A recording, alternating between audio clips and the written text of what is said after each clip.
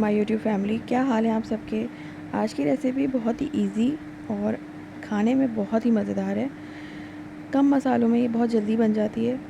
Without wasting time चलते हैं अपनी रेसिपी की तरफ। इसके लिए पतीले में सबसे पहले हमने तेल शामिल कर लिया 3 से 4 बड़े चमचे, और हम इसमें स्लाइसेस काट लेंगे प्याज के।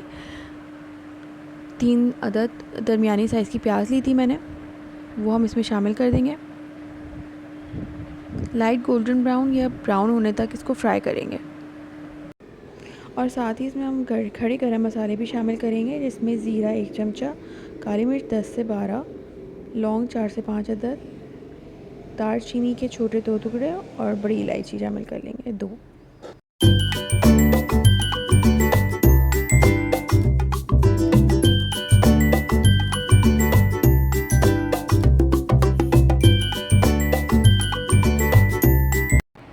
यहाँ पे मैं 1 चाय का चमचा लहसुन अदरक और हरी मिर्च का पेस्ट शामिल कर रही हूँ,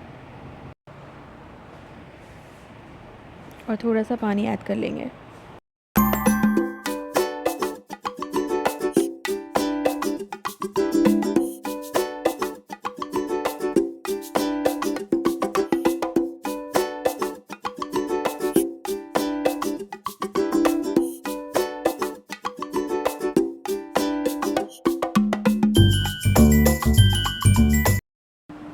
और जब आपके गरम मसाले की बहुत प्यारी सी खुशबू उठने लगे तो इसमें दाल और चावल मिक्स कर लेंगे। दाल मैंने मूंग मसूर की ली थी आधा कप, और 1.5 कप के बराबर मैंने चावल लिए थे।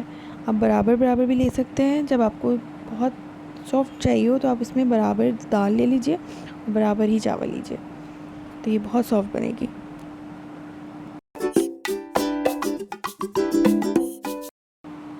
और साथ ही हम इसमें 2 बड़े ग्लास पानी भर के ऐड कर लेंगे।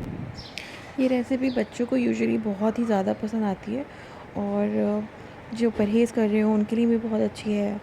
मरीज़ हैं उनके लिए आप बना सकते हैं।